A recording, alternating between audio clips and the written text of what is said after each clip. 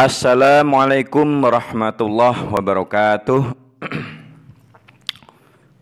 Bismillahirrahmanirrahim. Hamdan syukranillah. Wassalatu wassalamu ala rasulillah. Wala hawla wala quwata illa billah. Allahumma salli wa sallim wa barik ala sayyidina Muhammad wa ala alihi wa sahbihi ajma'in, amma ba'du. Sahabatku semua yang dimuliakan Allah, dalam surah Al-Asr Allah Subhanahu wa taala berfirman, A'udzu billahi minasyaitonir rajim.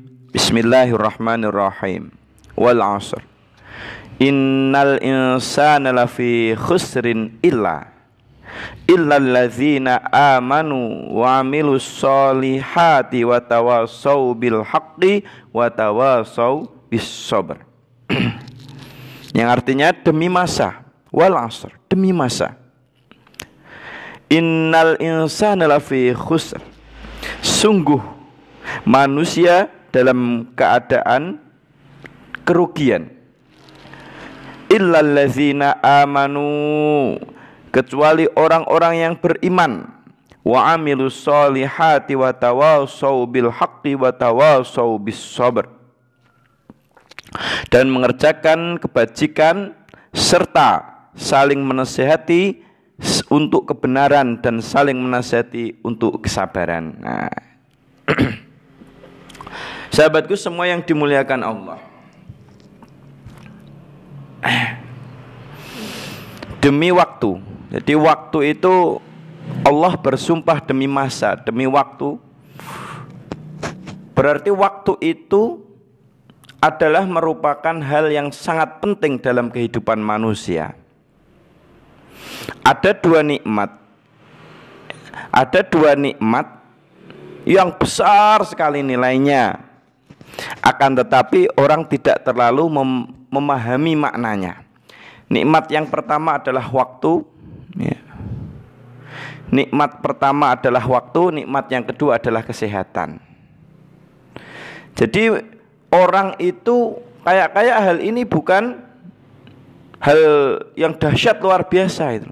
Tapi hakikatnya dibalik dua anugerah besar, waktu dan kesehatan, itu maknanya luar biasa. Orang baru paham betapa pentingnya waktu di saat waktu sudah selesai.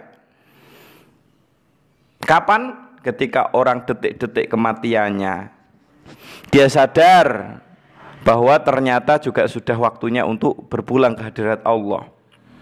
Betapa singkatnya waktu itu.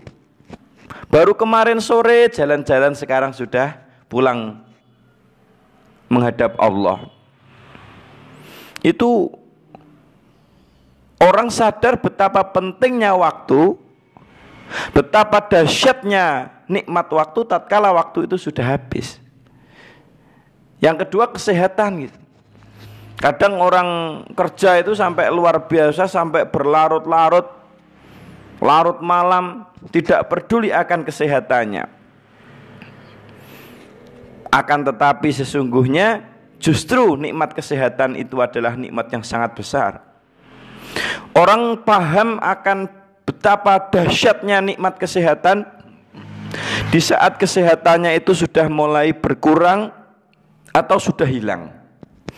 Dalam arti misalnya orang itu sudah lumpuh, kemana-mana pakai kursi roda.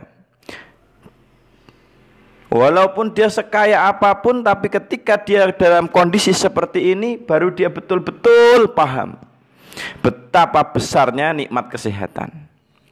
Sahabatku semua yang dimuliakan Allah, maka dari itu kita istilah waktu ini dan kesehatan ini untuk banyak-banyak mensyukuri nikmat Allah. Sahabatku semua yang dimuliakan Allah, orang, ya, nasib manusia itu banyak sekali ditentukan adalah bagaimana cara mereka dalam mengisi waktu. Waktu digunakan untuk yang manfaat, jadilah dia manusia yang bermanfaat. Waktu digunakan untuk hal-hal yang sia-sia, jadilah manusia yang sia-sia. Na'udzubillah min dzalik. Pagi diisi hal yang bermanfaat, nanti siang diisi dengan hal yang bermanfaat, sore diisi dengan hal yang bermanfaat, malam pun diisi dengan hal yang bermanfaat. 1 bulan diisi dengan hal yang bermanfaat, 1 tahun diisi hal-hal yang bermanfaat. Maka jadilah dia manusia yang bermanfaat. Mengapa? Karena telah mengisi waktu-waktunya melakukan hal-hal yang bermanfaat. Jadilah dia insanun nafi'un, manusia yang bermanfaat. Tentunya manfaat di bidangnya masing-masing, sahabatku ya. Akan tetapi sebaliknya sahabat, ketika pagi diisi dengan kesia-siaan, siang waktunya dihamburkan sia-sia, sore pun sia-sia, malam pun sia-sia. Suatu hari kesia-siaan yang telah dia lakukan, 1 hari sia-sia, 1 minggu sia-sia, 1 bulan sia-sia, 1 tahun sia-sia, bertahun-tahun banyak perbuatan sia-sia yang dia lakukan. Maka jadilah dia manusia yang sia-sia. Sahabatku yang dimuliakan Allah, maka betapa tajamnya waktu itu yang menentukan banyak hal dalam kehidupan manusia. Seperti ini. Misalnya ya sahabat, kita melihat ya sosok orang yang sangat berhasil dalam hidupnya, misalnya di usia yang misalnya 40 tahun, sudah kaya raya, sudah luar biasa, banyak hal yang dilakukan dan banyak kontribusi umat yang dia lakukan, ini misalnya sahabat. Tapi di sisi lain ya, di sisi lain ada yang berantakan gitu loh. Maka sungguh sahabatku semua yang dimuliakan Allah, perbedaan mereka adalah berbedanya cara mereka dalam mengisi waktu. Ketika kecil ya, sudah mulai ngaji dan serius. Nanti di usia belajar, usia TK, PAUD ya, usia SD dia berpacu belajar terus dengan bagus, dengan serius, mengejar prestasi. Nanti di usia SMP, di usia SMA dia gunakan untuk berpacu mengejar prestasi. Setelah lulus segera dia berjuang untuk bekerja dengan giat, dengan keras. Di saat kawan-kawannya masih santai-santai, dia sudah berjuang dengan sungguh-sungguh. Kerja keras pagi, kerja siang, kerja malam, kerja. Di sisi lain dia ibadah kepada Allah. Maka bisa jadi dia umur baru 25 tahun misalnya, tapi pekerjaan sudah punya. Dia juga sudah menikah. Mungkin bisa jadi juga sudah punya rumah, sudah punya anak. Dia juga sudah dahsyat luar biasa di dalam banyak hal. Padahal masih umur 25 tahun ini misalnya. Mengapa? Berbeda sekali. Ya karena sejak kecil dia telah mengisi waktunya dengan yang bermanfaat. Jangankan sampai 25 tahun sahabatku, 10 tahun saja itu sudah banyak membedakan nasib satu dengan yang lain ketika berbeda di dalam mengisi waktu mereka. Kecil ya, umur 2 tahun sudah mulai diajar ngaji, sampai nanti 5 tahun sudah bisa ngaji Quran. Nanti 10 tahun itu ngajinya sudah bagus itu sahabat. Satu, anak yang pandai ngaji. Yang kedua dalam pelajaran, dia itu kecil sudah betul-betul sungguh-sungguh orang tuanya di dalam memberikan bimbingan belajar anaknya. Usia 10 tahun dia berprestasi di sekolah. Maka di usia 10 tahun menjadi anak yang pintar ngaji, menjadi anak yang berprestasi. Padahal 10 tahun ya, menjadi bintang kelas. Berbeda dengan anak yang satunya, sampai 5 tahun belum kenal ngaji, baru beranjak mulai ngaji 10 tahun, baru Iqra 5, misalnya seperti itu. Dalam sekolah pun sama. Dalam sekolah dia ya belajarnya ogah-ogahan, Akhirnya pun juara 1, tapi dari belakang. 10 tahun sudah membedakan nasib. Yang satu si pandai, si pintar, sang juara, bintang kelas. Yang satunya berlawanan atau bertolak belakang dengan yang satunya. 10 tahun saja nasib manusia sudah berbeda. Mengapa? Karena cara mengisi waktu mereka masing-masing berbeda. Maka agar tidak menyesal, manfaatkanlah waktu sebaik mungkin. Sahabatku semua yang dimuliakan Allah, terdapat sebuah cerita di zaman Nabiullah Daud alaihi salatu wassalam. Jadi ada orang itu di zaman Nabi Daud itu berselisih tentang sebuah pertanyaan. Apa pertanyaannya? Pertanyaannya gini sahabat, apa yang menjadi akhir dari segala sesuatu? Ya gitu ya. Apa yang menjadi akhir dari segala sesuatu? Kira-kira Anda akan jawab apa? Apa? Apa yang menjadi akhir dari segala sesuatu? Ya.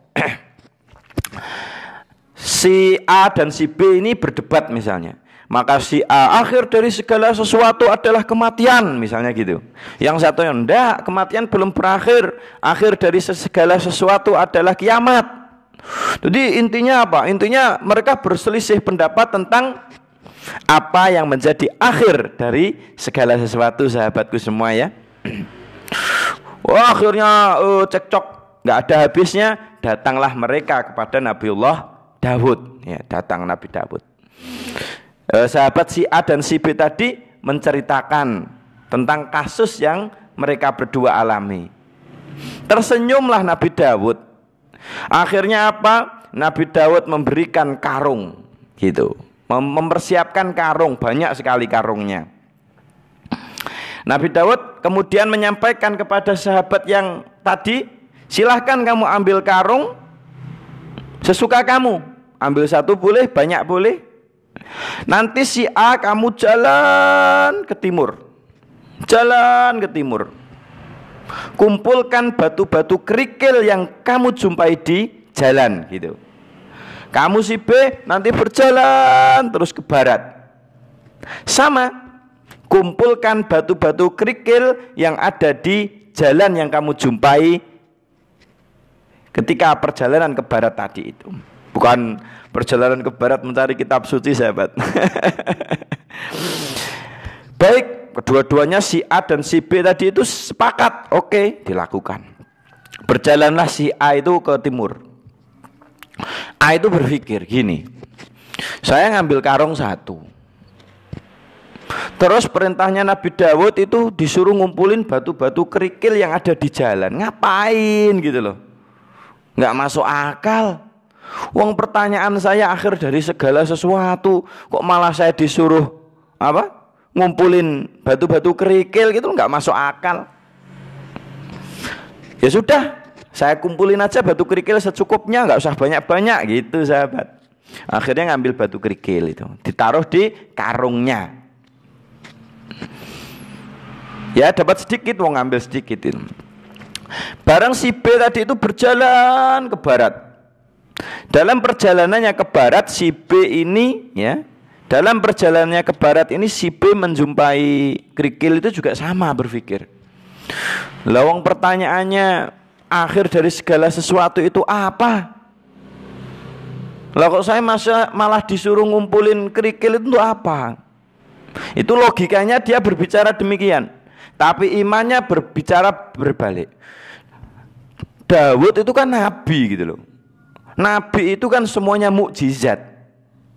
Semua perintahnya yang masuk akal maupun yang nggak masuk akal pasti ada hikmahnya. Sudahlah, saya percaya sama Nabi Daud saja. Saya lakukan apa permintaan Daud, udah tak kumpulin itu. Tak kumpulin batu kerikil sebanyak-banyaknya sampai nggak kuat saya nggak apa-apa. Yang penting walaupun nggak masuk akal, iman saya mengatakan saya percaya Nabi Daud kok pasti ada sesuatu yang saya tidak ketahui gitu. Pokoknya percaya aja wis ngandel wae gitu loh ya. Kira-kira seperti itu. Betul si B itu jalan dan kumpulin kerikil-kerikil tadi itu. Setelah selesai secukupnya si A itu datang ya. Si A itu datang menghadap siapa? si A itu datang menghadap Nabi Daud dengan membawa karung yang dia bawa tadi itu. Yang si B pun sama, terseok-seok itu datang membawa karung. Membawa karung yang sudah dia penuhi dengan apa? Batu kerikil, sahabatku semua. Sahabatku yang dimuliakan Allah, menghadaplah kedua orang tadi itu di hadapan Nabiullah Daud alaihi salatu wassalam. Bagaimana sahabatku, apakah kalian sudah mengumpulkan batu kerikil? Sudah gitu. Mereka jawab ya. Silahkan si A buka karung kamu. Barang dibuka sahabat, tahu nggak karung itu isinya apa? Ternyata batu kerikil tadi itu berubah menjadi emas, sahabat. Berubah menjadi emas. Langsung si A itu menyesal sekali. Tahu kalau ini jadi emas, saya ngumpulin yang banyak. Wahai Nabiullah, sayangnya tadi itu saya ngumpulin sedikit gitu. Berarti apa yang kamu rasakan si A? Jawabnya, saya menyesal sekali, menyesal yang mendalam. Nabi Daud tahu kalau batu kerikil ini menjadi emas, saya ngumpulin yang banyak sebanyak-banyaknya. Oh gitu, oke. Masa Nabi Daud ya bilang oke. Ya itu bahasa saya saja. Terus si B ditanya, wahai si B, silahkan juga buka karungmu. Barang akhirnya karungnya dibuka si B. Oh, sama sahabat. Karungnya si B, batu kerikilnya itu juga sama, menjadi apa? Menjadi emas. Langsung geragapan itu, jadi emas. Jadi satu karung itu menjadi emas semua. Langsung ditanya, wahai si B, apa perasaanmu sekarang? Nabi, saya juga menyesal Nabi gitu. Loh, kamu kan sudah ngambil banyak, kok masih menyesal? Tahu kalau gini saya nggak hanya ambil karung satu Nabi, saya bawa karung yang banyak. Saya bawa geledekan. Saya ngambil karung yang sebanyak-banyaknya. Tahu kalau gini. Berarti yang kamu rasakan apa sih, B? Menyesal. Loh, menyesal kenapa? Karena kurang banyak. Nabi Daud kemudian bersabda, wahai sahabat-sahabatku, ketahuilah bahwa akhir dari segala sesuatu rata-rata adalah penyesalan. Jadi apa? Akhir dari segala sesuatu kebanyakan adalah penyesalan. Jadi getun, nyesel, jatuh man gitu loh. Tahu gini seharusnya menyesal. Dan ini kebanyakan manusia kelak akan menyesal. Jadi batu kerikil tadi akan menjadi emas. Sahabat yang dimuliakan Allah, demikianlah hidup kita, sahabat. Perintah-perintah Allah melalui lisan Rasulullah ini seakan-akan apa? Sama. Seakan-akan adalah batu kerikil. Diperintahkan sholat, batu kerikil mau dapat apa dengan sholat? Diperintahkan membaca Al-Quran, batu kerikil ini. Untuk apa? Berpuasa. Diperintahkan untuk bersedekah, batu kerikil. Nyarinya susah, disedekain. Disuruh berzikir, batu kerikil ini. Ngapain zikir? Dapat apa? Enggak dapat uang, kan gitu. Tapi ingat sahabatku, semua perintah-perintah yang seakan-akan enggak masuk akal tadi itu, atau akal kita saja yang enggak masuk, kelak suatu saat ketika kita mati nanti, itu semua akan disulap Allah berubah menjadi emas, sahabatku.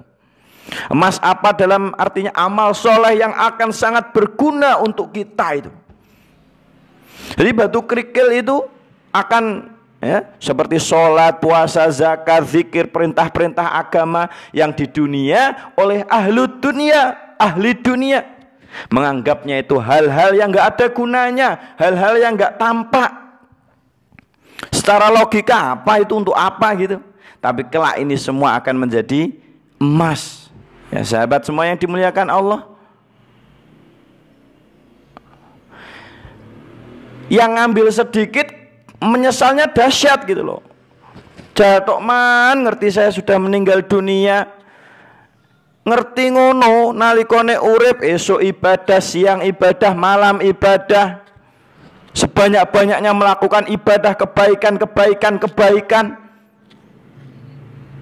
Ya, sahabat. Sampai akhirnya apa? Sampai akhirnya nanti dia membawa bekal sebanyak-banyaknya, sahabat. Ngerti gitu loh ya.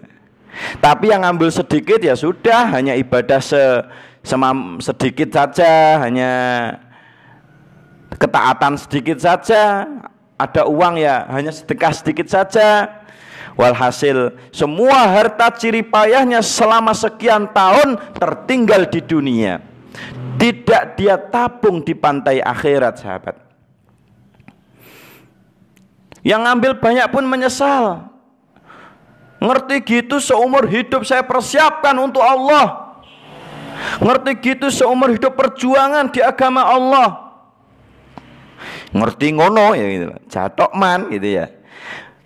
Sahabatku semua yang dimuliakan Allah, maka yang dapat sedikit maupun dapat banyak pun masih menyesal kurang banyak. Akan tetapi setidaknya walaupun masih ada penyesalan, tapi kan kita sudah dapat banyak, kan gitu loh sahabat semuanya. Maka dari itu marilah dalam hidup ini kita lakukan yang terbaik. Kita isi waktu dengan manfaat. Umur muda manfaat, umur tua pun manfaat. Kita menebarkan biji-biji kebaikan di mana saja. Ucapan-ucapan kita ucapan juru damai. Ucapan-ucapan kita baik dan menyenangkan banyak orang. Bukan setiap ucapan justru menjadi seperti kalajengking, seperti keterangan saya kemarin gitu. Sahabatku semua yang dimuliakan Allah, maka jadilah manusia positif. Mata kita yang positif memandangnya, telinga kita mendengarkan yang positif, lisan kita mengucapkan yang positif, kekuatan tenaga kita, tangan kita untuk positif, kaki kita berjalan untuk positif. Semampu mungkin kita lakukan itu. Kok dini jeneng maksiate ada negatifnya, toh masih lebih banyak kebaikannya. Coro nyesel nggak terlalu banget menyesal. Ma'asyiral muslimin, sahabatku semua yang dimuliakan Allah, cukup sekian yang saya sampaikan. Semoga kajian pada pagi hari ini bermanfaat untuk kita semua. Tidak ada maksud lain kecuali marilah kita mengisi waktu ini dan kesehatan ini dengan hal-hal yang bermanfaat, menjadi manusia yang produktif, yang berguna untuk umat, berguna untuk agama, bangsa dan negara. Semua anak-anak kita pun kelak menjadi orang-orang yang berguna untuk agama, bangsa dan negara. Amin ya rabbal alamin. Dari saya akhirul kalam, hadanallahu wa iyyakum ajma'in wal afu minkum, tsummassalam. Wassalamualaikum warahmatullahi wabarakatuh. Sampai jumpa.